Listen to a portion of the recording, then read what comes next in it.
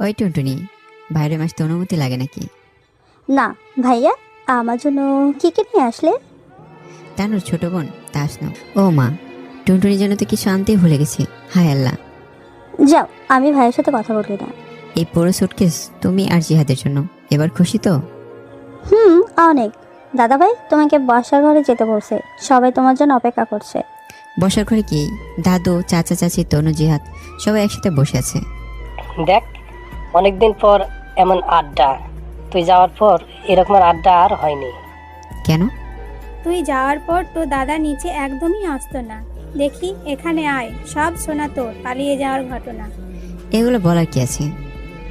বলার কি আছে মানি? কোথায় ছিলি, কার কাছে ছিলি, পড়ালেখা করলি কি না, অনেক কথা জানার আছে।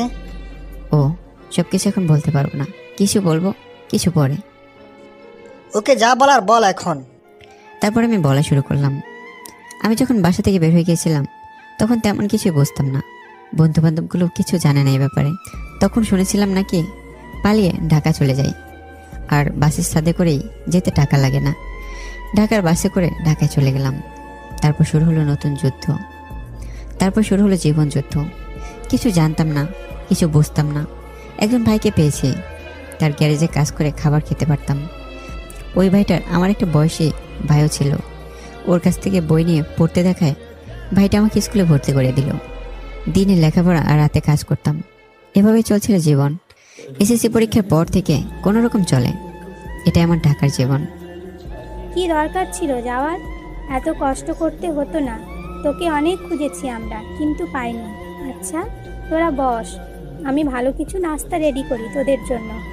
এই, তুমি বাজার থেকে কিছু বাজার নিয়ে আসো তো। আর দাদু, আমি, তানু, জিহাদ, তাসনু বসে আছি।